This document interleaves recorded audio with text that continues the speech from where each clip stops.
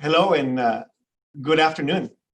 My name is Arnulfo Manriquez, and I am the president and CEO of MAC, in an organization here in San Diego, California. I'm also a board member, and I'm in my 6th year of serving on the board of directors of Housing California. A great experience that it's been these last 6 years. As well as an organization and individually involved in federal policy advocacy with Unidos US. I'm a board member there, as well as a national civil rights organization focused on the Latino community. I want to welcome you to our next plenary, a national partnership for real change, strategically centering racial equity in housing and homelessness now and for the long haul. How do we leverage this moment of national attention on housing and homelessness for immediate, medium, and long-term success, while also advancing racial justice and equity? And this conversation is happening at a local level at all of our cities and counties that we're working in, as well as our state organization, state levels. And our conversation today will focus on federal policy. I have the honor of introducing our next plenary with 3 national leaders on centering racial justice in federal affordable housing and homelessness policy. Housing California is deeply involved in supporting federal advocacy through our close partnership with these national leaders.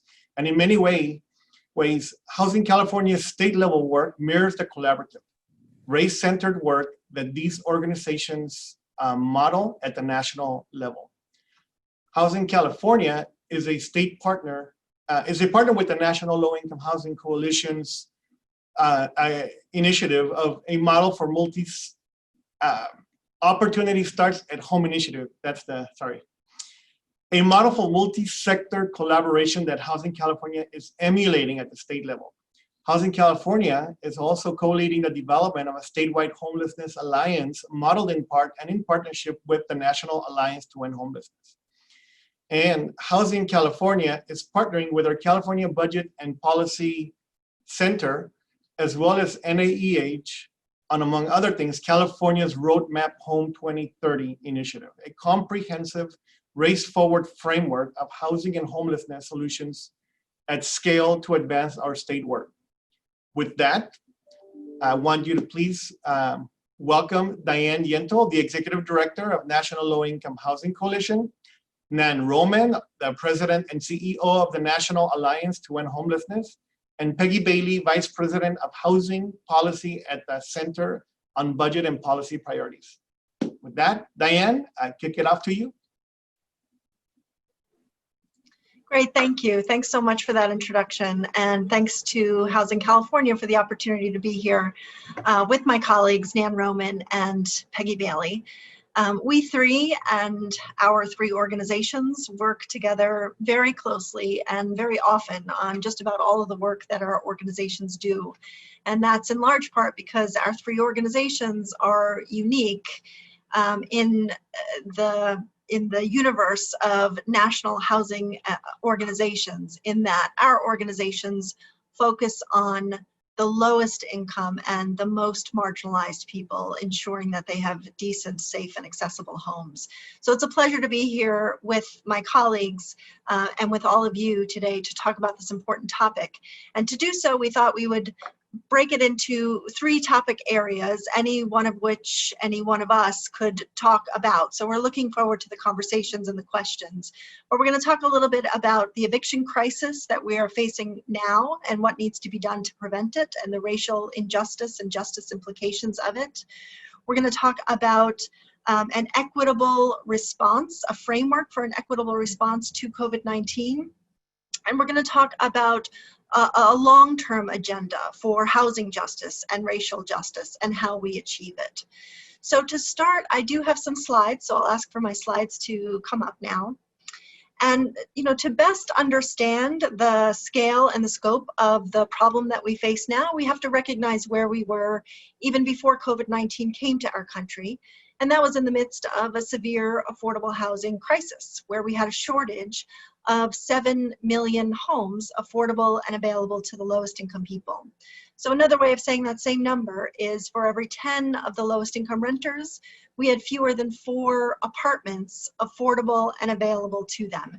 And in California, the shortage is even more acute. For every 10 of the lowest income renters, there are about 2 affordable apartments that are available to them. And you can see from this map that the shortage ranges from the most severe to the least severe, but there is no community in the country that has a sufficient number of homes affordable and available to the lowest income renters. Next slide, please. So because of this shortage, rents are far out of reach for the lowest income renters. The national average for a 1 or 2 bedroom apartment, which are those red bars at the bottom, are far more than what the average renter earns, and even certainly what a person living in poverty can afford. So because of this shortage, we had, before COVID-19, we had about 10 million very low and extremely low income renters who were paying at least half of their income towards rent each month. And many were paying much more, 60, 70, 80% of their income just to have a roof over their heads. And so when you have such limited income to begin with, and you're paying so much of it on your home, you are always one financial emergency away from missing rent and potentially facing eviction, and in worst cases, becoming homeless. Next slide, please. So for many of these renters, the coronavirus is that financial shock. They're losing jobs, they're losing wages, they're losing hours at work, and it's harder than ever for them to cobble together what they need in order to make rent. Next slide, please. It's very important to recognize that these job losses are not being felt equally. So just as there were racial disproportionate impacts of unemployment prior to COVID-19, now too, Blacks and Latinos are losing their jobs faster than white workers. Next slide, please.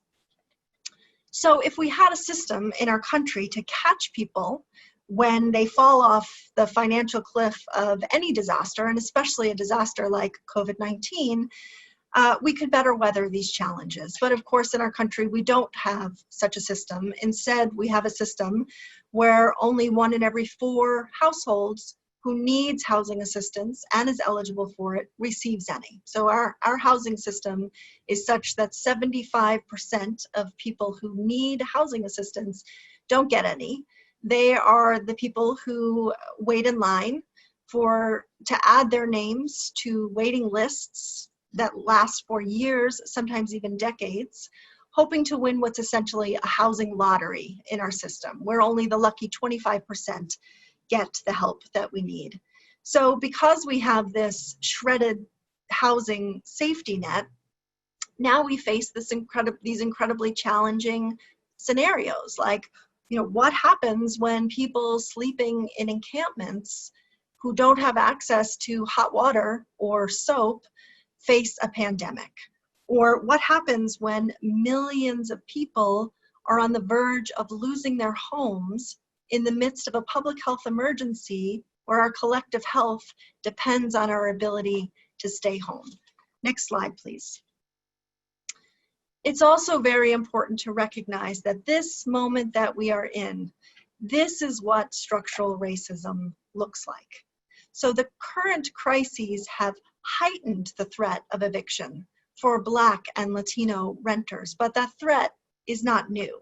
We've had decades of racist housing policies, from redlining and block busting to restrictive covenants, restrictive zoning, that purposefully put homeownership out of reach for Black Americans and created this yawning wealth divide where today the average white family has about 12 times the wealth of the average Black family.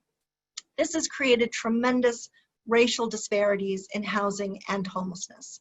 So structural racism leaves people of color disproportionately likely to be renters, disproportionately likely to be rent burdened, disproportionately likely to be low income, disproportionately likely to be homeless.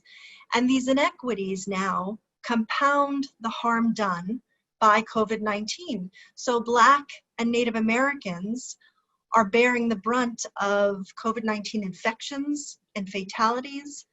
Black and Latino workers are bearing the brunt of these historic job losses.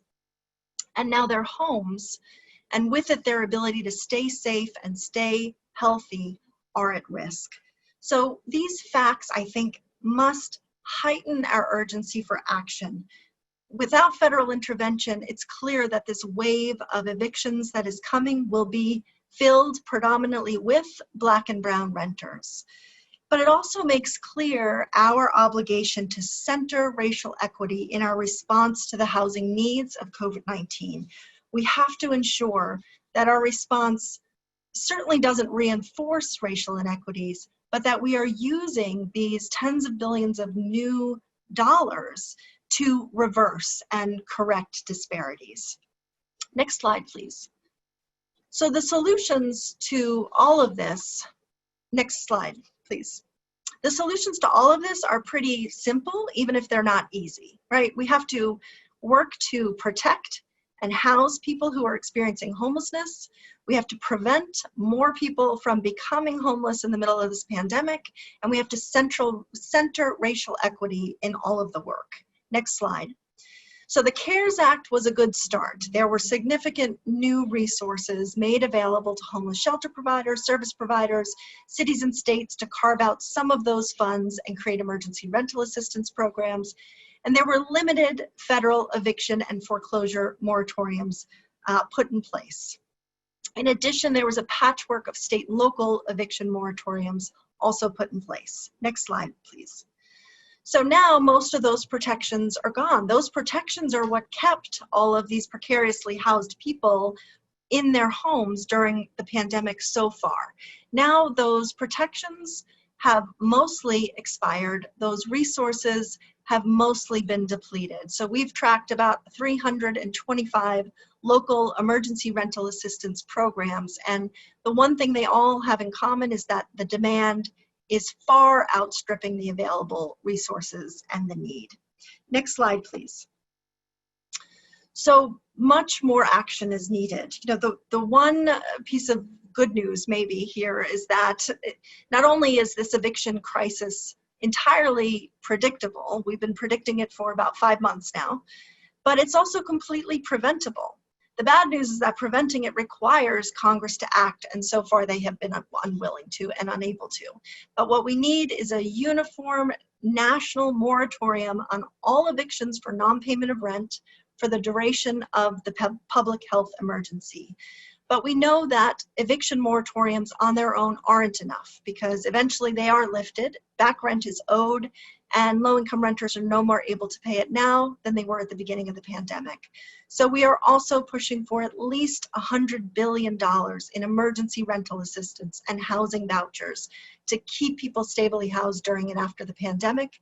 And we need at least $11.5 billion more in grants to homeless shelter and service providers to assist people experiencing homelessness, keep them safe, keep them healthy, get them quickly housed. Next slide, please. So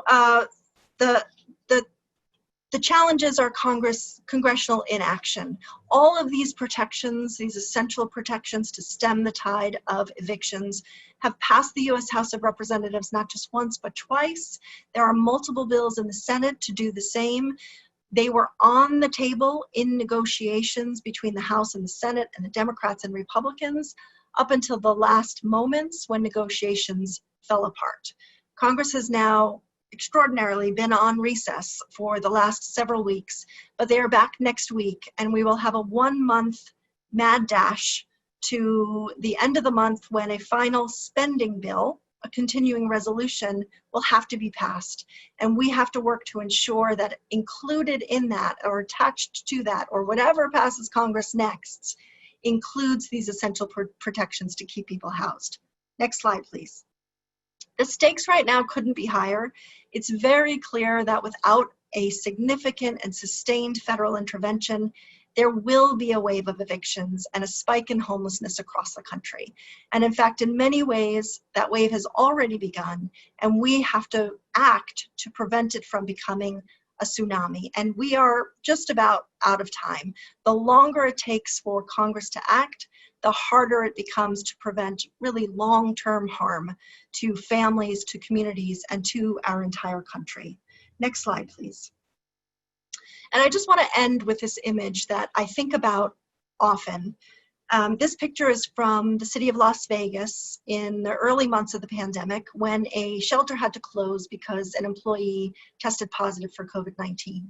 So the shelter moved the people who were experiencing homelessness and sleeping in that shelter onto these concrete slabs outdoors. And this is in Las Vegas, and they literally slept in the shadow of dozens of empty hotels.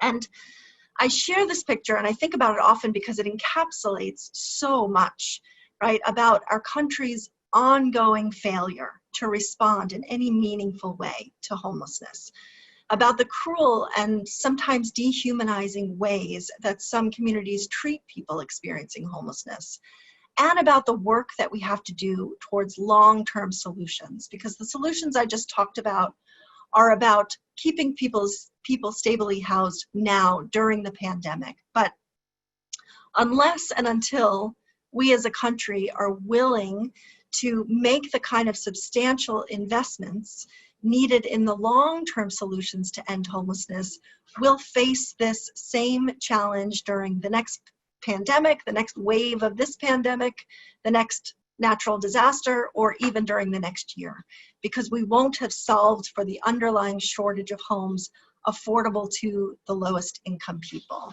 And here too, in the long-term investments, we have to ensure that the programs that we advance and the way that they are designed center the lowest income and the most marginalized people and center racial equity. And so now I'm going to turn to our next speaker to talk about some tools that are available to do just that in the shorter and medium term response. So Nan Roman from the National Alliance to End Homelessness, I'll turn it over to you now.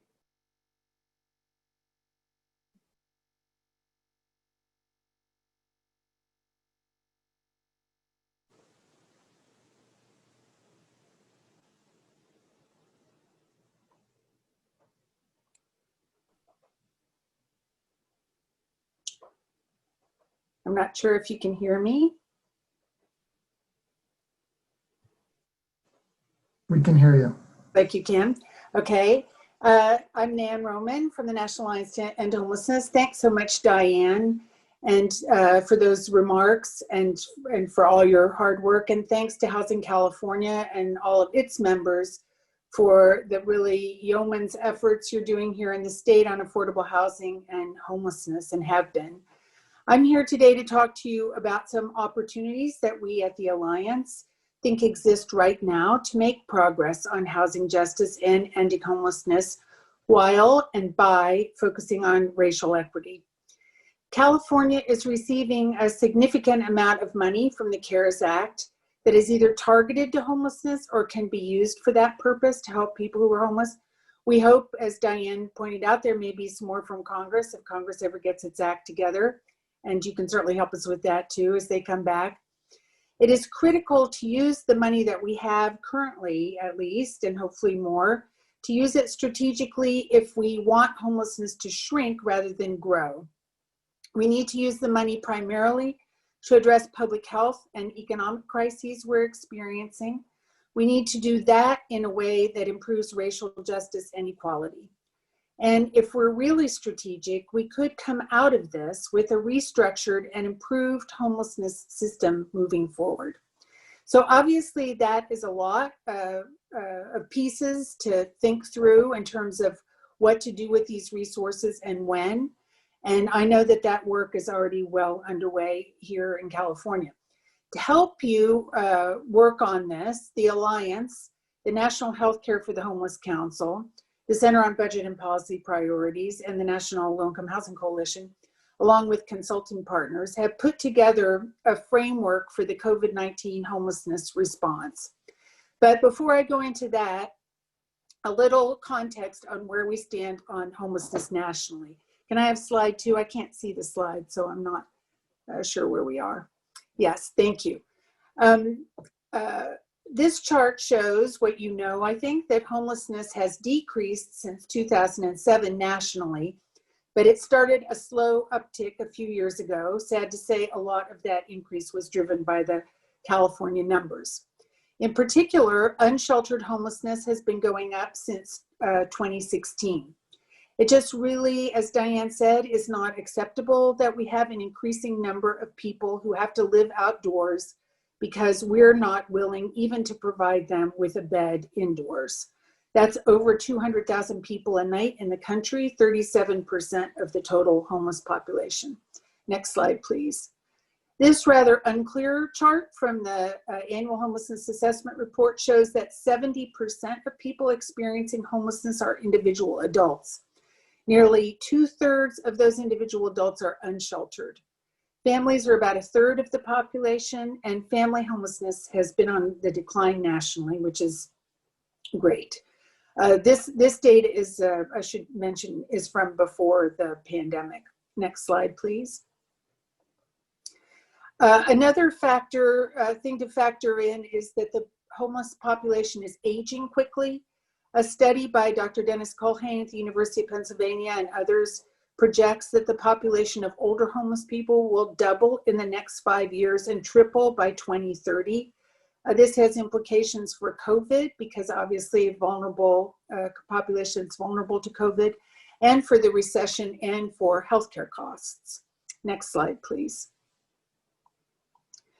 A critical focus of the framework was concern about racial equity, racial disproportionality, and disparities.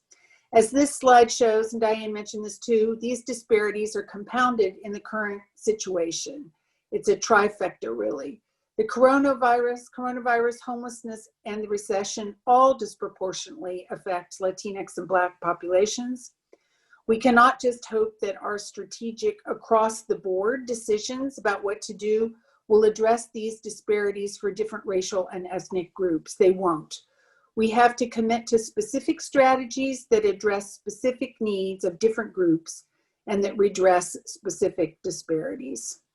Next slide, please. To get a start on that, the framework partner, National Innovation Service, held a series of work groups and listening sessions. They spoke with Asian, Black, Latinx, Native and Indigenous, Pacific Islander, LGBTQ+, and system-involved people in separate sessions. Some of the themes that emerged from those discussions are here, and that we have used some of this input to inform the strategies that are recommended by the framework. Next slide, please. Moving on to the framework, which is meant to provide guidance on what to focus efforts on as you move forward and to have in order to have the greatest impact on individuals and on the system. The information I discussed above resulted in a set of key values that drove our work on the framework. First, there's a commitment to address racial and income disparities. Some ways the framework suggests doing this are involving people with lived experience, people of color, and extremely low income people in planning and implementation of strategies, collecting and analyzing data on what you're doing so that you have the ability to identify disparities in services and outcomes and to remediate those disparities. And there are a lot more suggested steps to take in the framework itself. Another important value of the framework is the imperative to help people with the highest needs first. People who are unsheltered, older, medically vulnerable, disabled, ill, or have very young children should be helped before people with less serious barriers and problems. People who are already homeless should be helped before people who are at risk of possible homelessness with the homelessness money. You could use resources for diversion at the front door, but the homelessness money, we feel, should not be used for prevention, eviction prevention, while there are people who are still homeless. This is just about the homelessness money.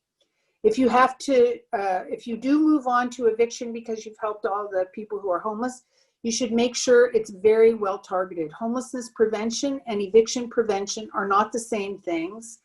It should also be noted that targeting the highest need people first, whether homeless or via prevention, improves racial equity outcomes.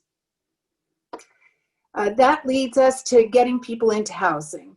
Getting people off the streets and into appropriate shelter may have to be a first step, but it is not really the goal. The best protection for people's health and to ensure solid economic recovery and improve racial equity is to get them into a home. We certainly do not want to move people to hotels and motels only to have to send them back to the street. And we really do need to strategically use the opportunity that these resources give us to get people into housing. We also need to create strong partnerships. I think I skipped over that. At the moment, largely between health and housing sectors and with the private sector in terms of jobs and employment. And finally, we must act quickly.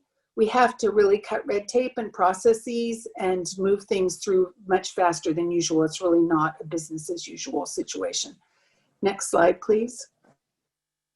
The purpose of the framework is, as I said, is to provide guidance on where to focus your efforts and in what order. I think here in California, this is well underway. We identified 5 key areas that need to be addressed, and there are specific strategies, lots of them in each of the 5 areas. If you want to take a look at the actual framework, which is you can find at endhomelessness /framework. The first key area of focus is people who are unsheltered.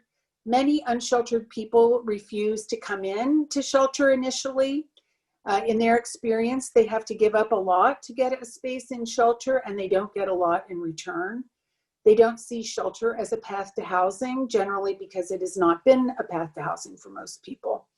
To bring them into shelter or housing, what is offered is going to have to be acceptable to them. Many seem to like what they are getting in hotels and motels. Those are getting moved into hotels and motels, for example. Other alternatives like low barrier housing focused shelter can also work. And again, there are many more strategies in the framework. A second key area of focus is shelter. Congregate shelter is not a good place for people in general.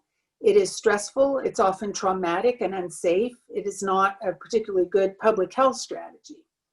All shelters should be low barrier, accept pets, possessions, and partners, and be housing focused. A longer term priority is to eliminate congregate shelter altogether and to shorten length of stay in shelter by moving people much more quickly into housing. The third key area is housing. The framework recommends that jurisdictions make sure that people who were previously homeless but have been housed can stay in their housing by checking with existing rapid rehousing tenants to see if they need longer rental assistance and contacting permanent supportive housing tenants to make sure that they have adequate services. We've heard of service cuts in permanent supportive housing some places. Moving forward, communities can be planning to move all people who are in hotels to housing and eventually to move people experiencing homelessness altogether into housing. This, of course, is going to require being a lot more creative about the housing and having a lot more money to subsidize and develop housing. As Diane mentioned, we're all working very, very hard also to get some federal resources to support that. A fourth key area is diversion and prevention. It makes sense to go to scale with diversion for people who have become homeless but not yet entered shelter or moved to the street. Diversion often requires flexible funding. Prevention, as I had mentioned, very, very important, but not really so much to be funded with the homelessness money. Well, obviously, the homelessness money already is inadequate to serve the people who are currently homeless, since 37% of them are unsheltered, and will just to be able to handle the homeless crisis and the housing crisis that Diane described is coming, not going to happen out of the homeless funding. And finally, by making these types of changes, we could actually come out of this with an improved system for the future. We could have a system that uses equity-based decision-making. We could have strong partnerships among sectors like health and housing. We could have a system where we can quickly stand up shelter when needed, where shelter is non-congregate, and where no one is a long-term stayer. We could have a system in which we've taken advantage of the unusual commercial and rental real estate market to create more affordable units. We could have a system in which we reduce evictions, help people with rent, and avoid a new recession-related wave of homelessness. And we could have a system in which we know we are helping people equally, no matter their race, ethnicity, gender identity, age, disability status, or LGBTQ status, and where we are remediating the impacts of historic and systemic racism. If we take advantage of the moment to do these things, we will have a stronger, more sensible, and more effective homelessness system for the future. And as Diane said, I think we're gonna really need it. Next slide, please. In each of the framework action areas, there are components that are designed to enhance racial justice and equity, and I don't have time to go through those. You can see some of them on the slide, but there's lots more information on that in the framework itself. Next slide, please. So if we use these resources more effectively and in equitable ways, and if we take the opportunity to innovate and change despite the challenge we face, we could come out of this difficult time stronger than we went in, more focused on outcomes and equity, and able to deliver better on those promises. And you can see some of the opportunities to innovate and change on this slide. Next slide, please. These are things to consider around using the stimulus funding effectively, but I know that you are here also because you feel that much more must be done. California polls are clear that the people in the state want to end homelessness, not just reduce it, not just push it out of sight, end it. So beyond the work of the moment, to make meaningful progress, you will need to go beyond just a better and more just homelessness system, beyond promises that never seem to be fulfilled. You'll need a clear vision of how to solve the problem that you can all work toward together. We need this as a nation too, and you'll need national help to achieve that vision here. But given the homelessness situation and housing situation in California, it's pretty clear that you need a state level strategy as well. Some might say you need a roadmap. And fortunately for you, one is under development. I've been impressed, very impressed through my small involvement with the California Roadmap Home 2030 project. It seems to me that this is the type of plan that's needed and that people can get behind. Roadmap Home 2030's an initiative to set a 10-year strategic vision on how to create a California with homes for all, and to establish a sort of Marshall Plan to get there.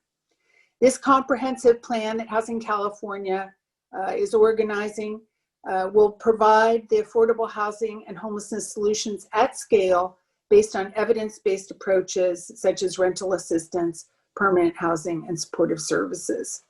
I think you have a great opportunity here to retool the homelessness system and through Roadmap Home to take the next step and really create the housing and homelessness solutions that will ensure that all Californians are housed and build it together. I'm sure there'll be lots and lots of information on Roadmap Home during the conference, so be sure to zoom in on that and to think about what your role in helping should be.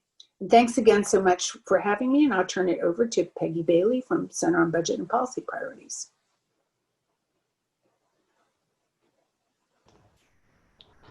Thanks, Nan and Diane, and thanks Housing California for having this panel and inviting me to be a part of it. And so, Nan, that was a perfect setup for my part of the presentation, and that's to talk about the road forward. Along with the National Low-Income Housing Coalition and the National Alliance to End Homelessness, the National Innovation Service, and other partner organizations, we're really working together, not just to, oh, I'm sorry, can you move to the first, to my next slide, please? So in order to get to the future we want, our organizations here, and as I said, the National Innovation Service and several other partner organizations are not just collaborating together, but I hope you can tell from the three of us today, we're really trying to build a movement together. How do we work? How do we do more than just work together in housing like we have for all these many years, and really take it to the next level to create a movement, a housing justice movement? We were spurred to do this by the growing evidence and growing energy around investments in affordable housing. We're in an interesting space for us in the housing space. We're not used to being the most popular kids at the party at all. And now during this election cycle, most of the presidential candidates had substantial affordable housing proposals, which was huge for us. We also, and in those proposals, it wasn't just tinkering around the edges. They included really progressive goals to provide housing assistance to everyone who needs it. And given that right now we only have housing assistance for about 25% of the people who need it, that is a huge a recognition of the huge gap and the significant amount of work that's needed to make sure that we have housing for all. There also, what we're seeing, thanks in part to the work of Raj Chetty and the team at Opportunity Insights, is a recognition that housing and the neighborhoods that people live in have a huge impact on the outcomes that people experience throughout their life, from childhood to adulthood. And these neighborhoods can exacerbate racial disparities. I'll talk in more detail about the Opportunity Starts at Home campaign, but here I really want to mention an epiphany moment for Nan, Diane, and I, and our partners with Children's Health Watch, who were the fourth lead partner in the Opportunity Starts at Home campaign, where we started the campaign because we were getting the impression that members of Congress and policymakers just were hearing like Charlie Brown's teacher when we were talking about housing. It was like, wah, wah, wah, wah, and they weren't making any progress. We're like, we've got to bring new partners to the table. How do we do that? Okay, well, let's go out and talk to everyone's starting to talk about housing. Housing is healthcare, housing is is justice for children. Let's bring those partners to the table and help inform what they're going to say to policymakers about housing. Well, in the last year, we've also realized that it's not just about centering housing, it's about centering race and race equity. And in our first conversations about that amongst the four of us, we were concerned because we brought these partners together to address housing needs. We didn't really talk much about race for them. And when we took this to the steering committee that I'll show you the list of later, they were like, great, finally, this is race and racial justice is what brought us to the housing table, because all of these organizations independently had been doing racial equity work and realizing that housing is fundamental to any improvements we want to see in racial disparities. And so that's been fantastic that we finally voiced that out loud and realized there wasn't work to do to bring people along to engaging in racial justice. They were already there. And we did that at the beginning of the year before the recent push to work on social justice and racial justice issues. And so the other piece of the puzzle that's come together for us is understanding the role that policy plays in these disparities. What we've seen from the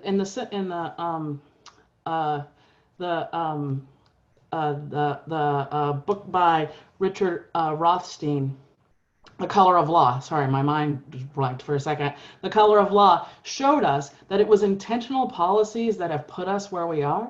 And that means that with some intentionality, we can reverse these things. So there are issues around segregation that we need to have as a part of this movement. For so long, the research and the way we've talked about segregation has made it sound like it's bad for Black and brown people to live next to each other, which then means, okay, well, how many Black and brown people can I have in my neighborhood before all these bad outcomes happen? we really need to shift that and help and explain that it's not inherent to being black and brown that there's high crime. It's not inherent to being black and brown that schools are bad. It's that it's inherent to our society that we are racist and we disinvest in these communities.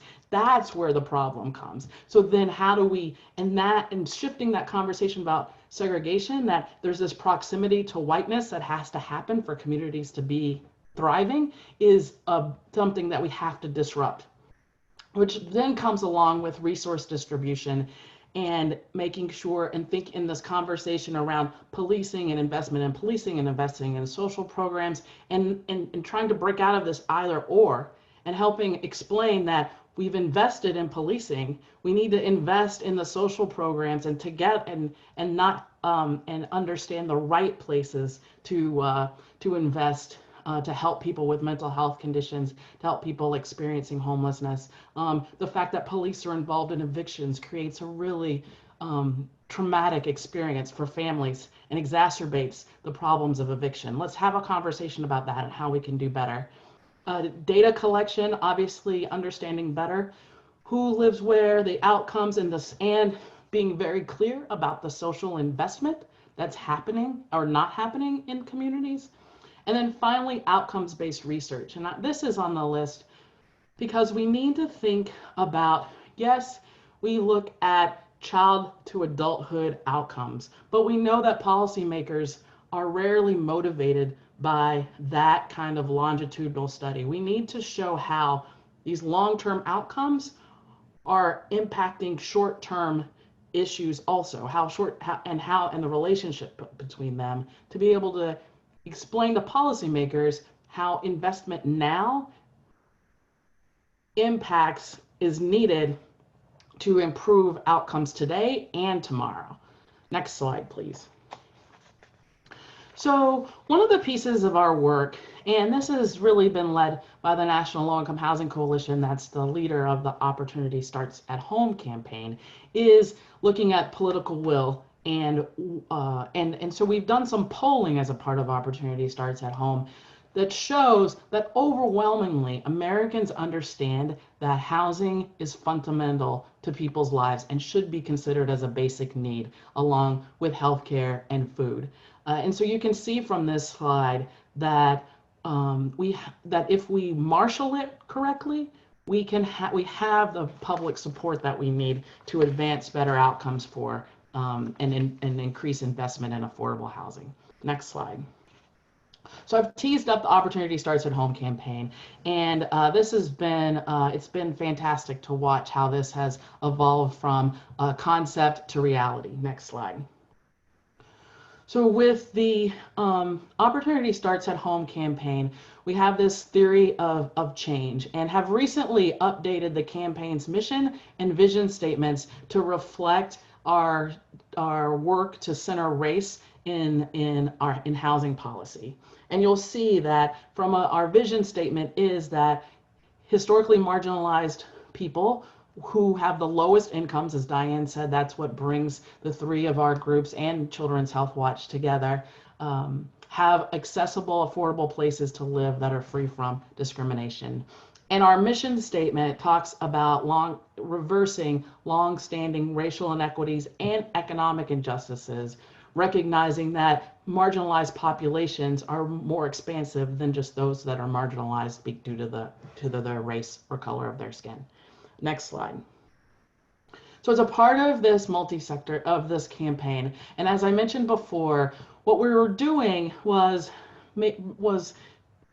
helping bring on organizations and people from systems outside of housing. So you'll see, as a part of the over 20 organizations that are a part of the steering committee, people from the food who are advancing food access, the healthcare world, civil rights, LGBTQ rights, and the National League of Cities. That's one that is a great example to me of what the Opportunity Starts at Home campaign has been able to do. Because of their engagement in the campaign, we've really seen huge progress in their ability to talk specifically about housing, about race, and they've been a great partner, particularly at this moment in time with the COVID, with our COVID policy.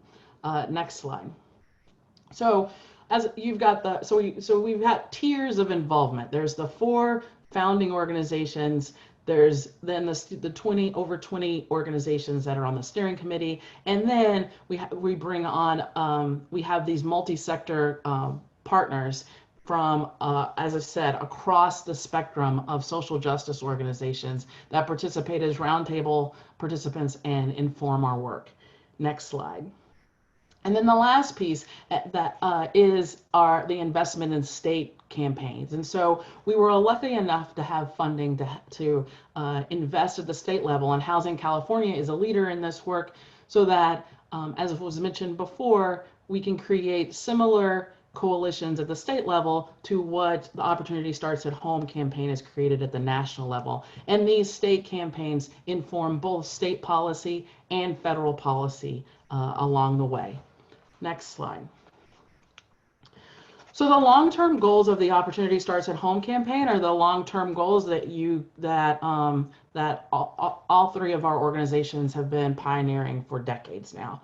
First is to bridge the gap between rents and incomes, and the way that for helping people with the lowest incomes afford a place to live, we see that largely done through programs like the Section 8 program and other rental assistance programs.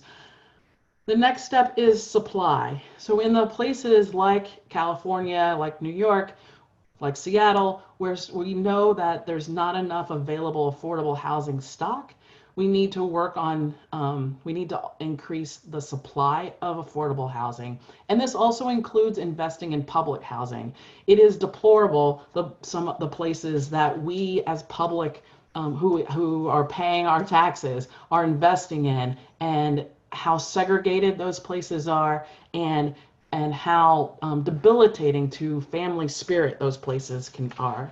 And then lastly, we're focused on ending homelessness and helping people who are currently experiencing homelessness access housing as quickly as possible.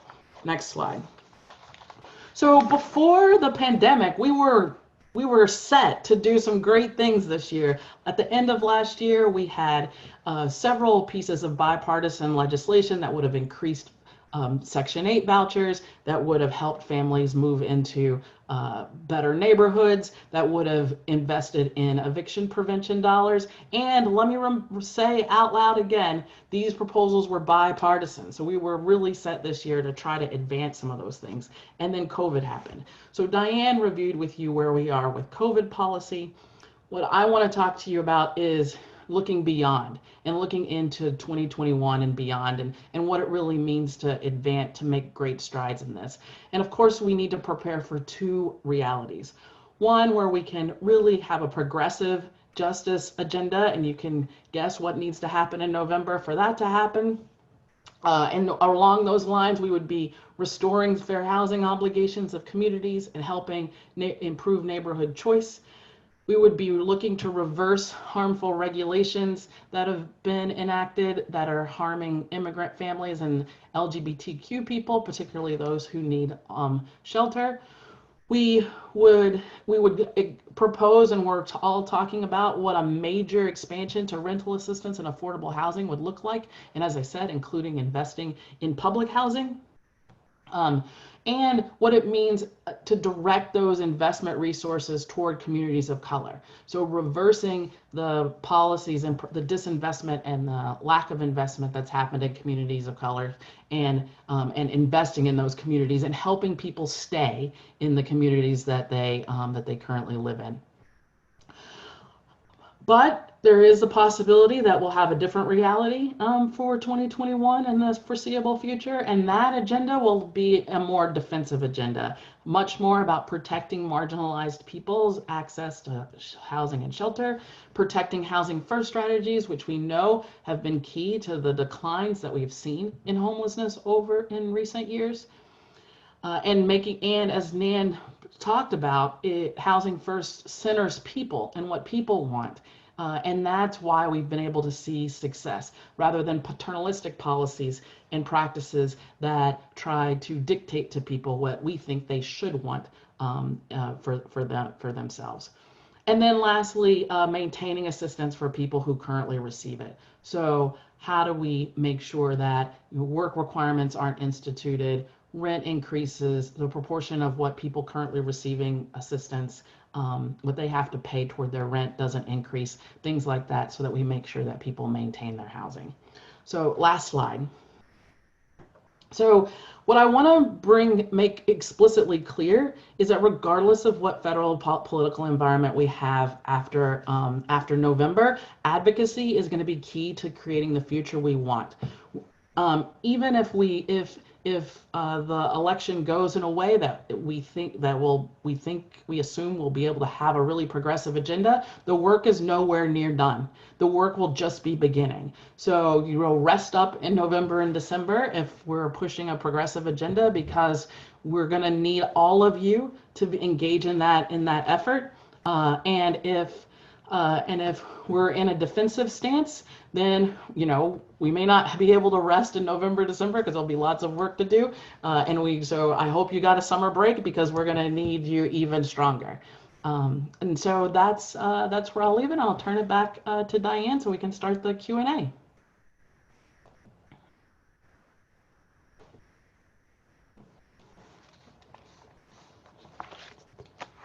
Great, thanks Peggy, and thanks Nan. I thought those were terrific presentations. I was quote tweeting you while you were talking. So thanks for that. It's such a pleasure to be able to work with both of you. And hopefully all three of our cameras can be on so we can engage together in the Q&A. We did get some good questions in. And the first one, I think maybe I direct at Nan first, and then Peggy, of course, to add on. But the question is to expound on the difference between homeless prevention and eviction prevention. Yes, well, I would say first that most people who become homeless were not leaseholders previously. And actually it's only a small percentage of people who are faced with eviction who become homeless. So it's generally, it's not that doing eviction prevention isn't important. I know this is a challenging discussion. It's not that it isn't important. It's sort of one of the who pays issues. Homelessness prevention tends to be a lot more flexible than eviction prevention. So it's looking at returning people to families. People who become homeless often just had a blow up with someone they were staying with. Often you can remediate that. It's much more flexible than what traditional eviction prevention is. So I think that's largely the issue there. Peggy, did you want to add anything to that? No, I think that's well,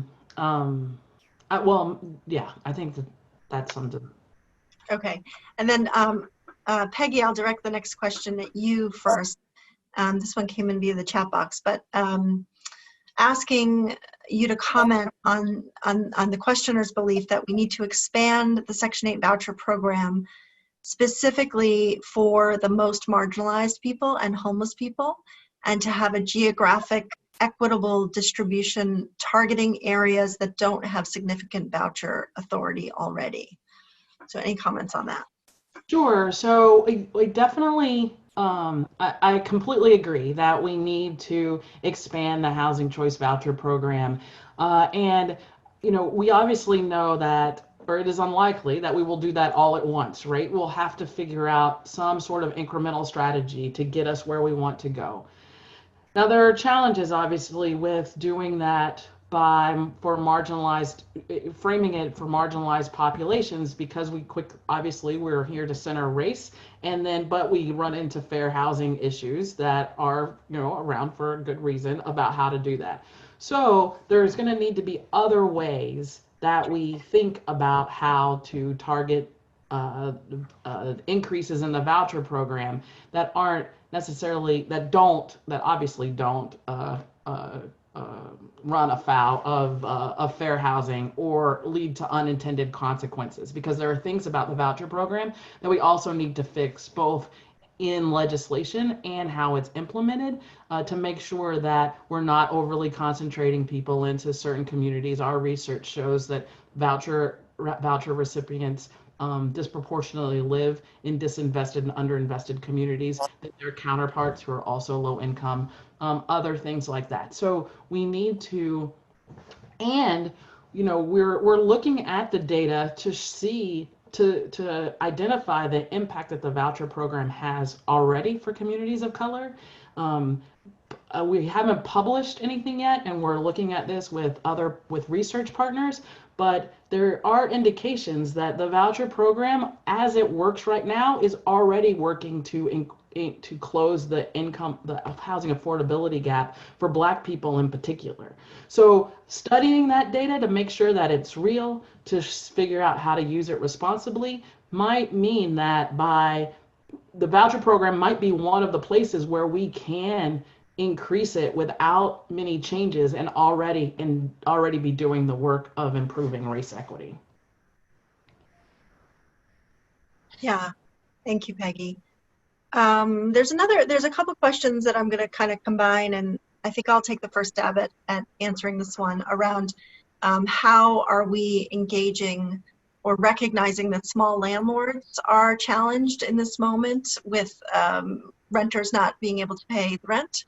How are we engaging them in advocacy, and what are the next steps for advocacy? So I'll take a first stab and then welcome both of your thoughts. But absolutely recognize that it's very true that small landlords are struggling and increasingly struggling the more renters struggle to pay the rent. And there was a study recently from the Turner Center, actually in California, that showed that about 50% of small landlords don't have access to credit. So they're not able to borrow the money that they need to pay their bills and keep their properties operational.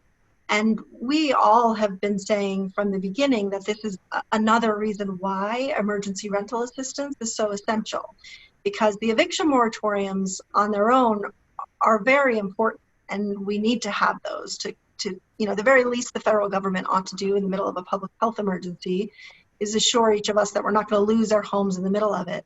But eventually those moratoriums are lifted, and we don't want to create more debt for low-income renters than they can possibly pay off. And we also need to recognize that small landlords can't continue maintaining and operating their properties without rental income coming in. So emergency rental assistance helps with both problems and helps us avoid the harmful outcomes, both of low-income renters saddled with debt or with having lost some of our country's really essential housing stock. And there are landlord associations who have also been pushing Congress to provide at least $100 billion in emergency rental assistance. Frankly, I think they can do more. I think some of the landlord associations who are choosing in some states to sue against the statewide eviction moratoriums, I think, and losing every time, I think their efforts would be better spent in urging their, especially Republican members of Congress, to do more on emergency rental assistance. And on the next steps in Congress, we were making progress in getting, especially Republican senators, there were about a dozen, who were recognizing that they needed to do something to prevent evictions in their states. And they were talking to their leadership in the Senate about the next spending bill, including some protections for renters. Unfortunately, it all fell apart in the last days before August recess, and Congress took recess. So when they come back next week, we just have to keep pushing them. And for those of you in California who often say, well, what should we do? Because our members of Congress are usually on board. That's true. But what we most need, we need the Republicans to keep urging their leadership to move on a relief bill at all, and then to include in that relief bill protections for renters and people experiencing homelessness.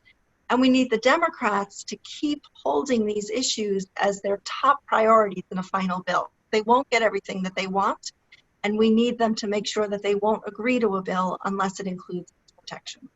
So Nan or Peggy, do you want to add anything on small landlords or next steps in Congress? Yeah, I'd like to add one thing that I all of a sudden realized early on is that I'm a landlord. Like I'm a small landlord. I have a condo. I have renters. Luckily, they have maintained their employment, I assume, because they're still paying their rent. And so I think about that for myself, about what I would do to be able to what I would need. And I think the key piece, one thing to just highlight is, especially for small landlords, it is important for the rental assistance to go to the person and not solely to buildings or properties, right?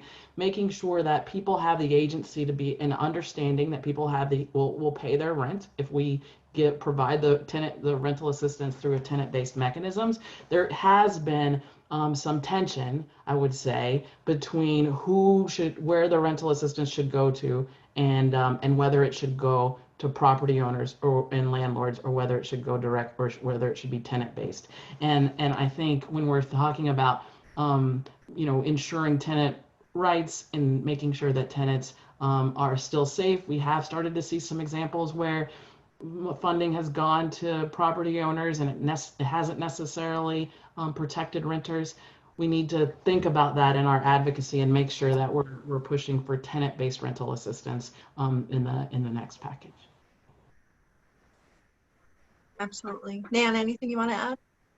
No, I'd just say that I'm terrified that we're going to lose a lot of these small landlords who I think have a big chunk of the affordable housing stock, the less expensive stock, and that this is just going to make things much worse moving forward. We really have got to figure out some way to get them the income from their properties. Yeah. On a different topic, and I think both of you, whoever wants to take this one, there's a question about explaining the difference between shelter first versus housing first models. Well, I don't know that I never really heard of a shelter first model. I guess that's the opposite of housing first. Is that what I think so. Yeah. So, housing first just basically says that we all need a home and that we do better in a home, and that we've found from research that giving people services and requiring them to participate in services and try to get better, essentially, if they have illnesses first and then move to housing, isn't nearly as effective as just helping them to get housing and then delivering the services. So there are times, there are people that want to be in higher barrier housing, and there are times people for whom maybe housing first isn't good, but generally speaking, housing first is a better principle than sending everybody into shelter first. I don't really exactly understand what the big objection to it is at the federal level, actually, honestly. Yeah. Peggy, if you want to add anything to that, and then also a question to you. A participant saying they really appreciated your comment about proximity to whiteness as an end goal and the importance of investing resources in existing communities. In California, that often opens a conversation about displacement and gentrification. So can you address how we are addressing that issue? Sure. So, on housing first, I don't have much to add to Nana, except for, as she said, there are sometimes people who are who are working through addiction, for example, may want to live in sober housing, and they should have that option. But for the most part, as Nan said, we've seen that housing first isn't housing only, is what I would say. What it is it's giving people housing and then wrapping the services and supports around them in a place where they feel safe and secure, and allowing them to choose the services that they want to engage in. And really, when we talk about centering people, that's what it should be all about. As far as looking at how do we combat the idea gentrification and the idea that proximity to whiteness is necessary for communities to thrive, we we're starting to look at, I think this question also falls into, we're hearing a lot about anti-racist policy and anti-racist strategies, but we don't know what those are, right? There's work that needs to be done to figure out, to honestly assess what we're doing and to find out what it means to have anti-racist housing policy. But it's things like helping current property owners have some forgiveness of property tax or be held harmless as property values increase. Creating other incentives for people who are in the community, housing owners in the community, to stay. Increasing rental assistance, because rental assistance will help people afford a place to live as rents naturally increase when communities are improving. And bringing in private investment through whether it's renovating of public housing and bringing in private investment, but other ways of bringing private investment into communities that helps the community. Not the last thing I'll mention, but the first thing that needs to happen is engaging the residents in the community that's working to improve, and seeing what are the things that they want, and keeping, and not just engaging them once in a town hall at the beginning, but engaging them continually so that we can hear what are the challenges that they're facing towards staying in their community and address them immediately and in a meaningful way. Great. So I think we have time for one last question, and I'm going to ask one that, and I think it's a good way for us to close it out, actually, for each of us to give thoughts on it. And the question is, despite the fact that housing and homelessness are one of the top issues facing our nation, our network of affordable housing and homelessness advocacy organizations and individuals are not very big. So how do we take advantage of this moment to expand our coalition and partners in order to become a formidable force? And how can centering racial justice be a key to doing this successfully in our work and in our advocacy? So who wants to go first? I can go first. I think, well, I'll start where I ended last, right? And that's, we think of ourselves as small, but if we engage those with lived experience, we're actually quite large, unfortunately, right? There's, especially in California, there's many people who are experiencing homelessness. There's many people who are experiencing housing, that are having challenges affording a place to live. And so by increasing those folks who are experiencing, who can speak to their own experience, makes our movement that much bigger and that much stronger and grounded in the reality of what people really need. I think that we've also, part of the work of the Opportunity Starts at Home campaign is also, and the work that Housing California has done locally within the state, to speak to the other partners who realize that they're not going to achieve the outcomes they want in health and education and food access and civil rights without better investment in affordable housing. Strengthening our efforts at the federal level and the efforts at the state level are really important to our work. And I'll just, I agree with that. Let me just briefly say too, I just wanted to announce that, that the board of the National Alliance to End Homelessness asked us to do more work in California at the policy level, at the state level. And as a result, Christina Miller, who some of you may know, who has recently been the deputy mayor for the LA City Homelessness Initiative, is going to be working for the Alliance now, doing state level advocacy along with Housing California, and not really trying to support the things that you all are trying to do in California. And in terms of broadening the scope, I think there's no question that the housing problem, we've seen this in OSA, that the housing challenges that are faced are affecting other issues' ability to succeed with their goals.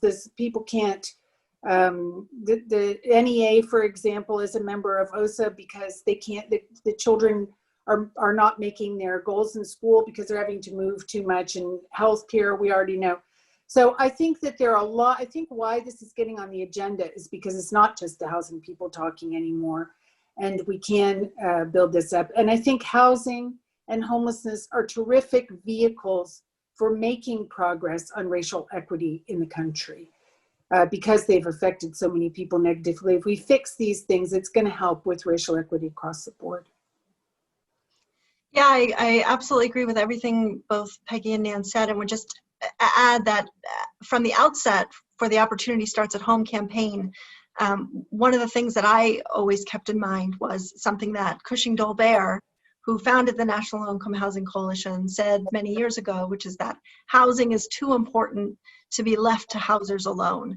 And I feel like we are, as a country, as a community, and as a housing movement, I think we are realizing that and seeing how it plays out, certainly during COVID-19, right? I think many of us have been saying for many years that housing is healthcare. And suddenly it becomes so clear why that matters. And I think many people maybe understand that intellectually, but now during COVID-19, I think they feel it personally. You know, when our collective health depends on our ability to stay home, we all have a stake in ensuring that tens of millions of people don't lose theirs.